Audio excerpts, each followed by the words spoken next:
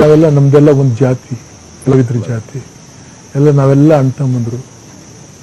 ಅವರೆಷ್ಟು ಮೇಲಕ್ಕೆ ಹೋದರೆ ಅಷ್ಟು ಆನಂದ ನನಗೆ.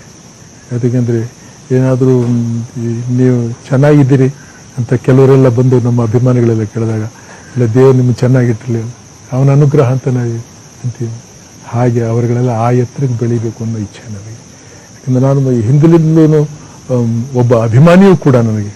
ನಾನು ಅಭಿಮಾನಿ ಆದ್ದರಿಂದ ನಾನು ನೋಡಿ ಸಂತೋಷ ಪಡಬೇಡ್ವೆ, ನನ್ನ ನೋಡಿ ಎಲ್ಲ ಸಂತೋಷ ಪಡಿ. ನನಗೆ ಬೇಡವಾಗಿದ್ರೆ ಅದು ಇದು ಕಲೆ ಅಭಿಮಾನ,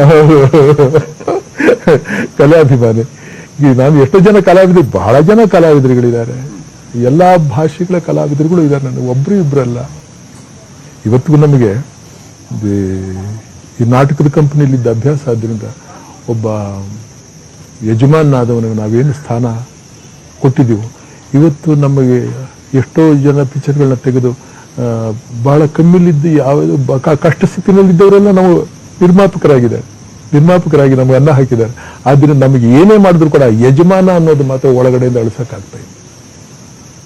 ಅವ ನಮ್ಮ ಧಣಿ, ನಮಗೆ ಅನ್ನ ಕೊಟ್ಟ ಧಣಿ. ಇದು ಚಿಕ್ಕದ್ರಿಂದ ಬಂದಿರೋದು ನಮ್ಮ ಅಭ್ಯಾಸ. ಹಾಗೆ ಒಂಥರ ಸಂಬಂಧ ಹೀಗೆ ಬೆಳ್ಕೊಂಬಂದ್ಬಿಡ್ತು. ಅಂದರೆ ಇದನ್ನೆಲ್ಲ ಹೇಳ್ಕೊಂಡು ನಾನು ಬಹಳ ಉತ್ತಮವಾದ ಇದನ್ನು ಬೆಳೆಸ್ಕೊಂಡಿದ್ದೀನಿ ಅನ್ನೋದಕ್ಕಿಂತಲೂ ಅಭ್ಯಾಸ ಅಷ್ಟೇ. ಅಭ್ಯಾಸ, ಸಾಧನೆ, ಸಾಯವರೆಗೂ ಸಾಧನೆ ಮಾಡ್ತಾ ಇರ್ಬೋದಲ್ವ.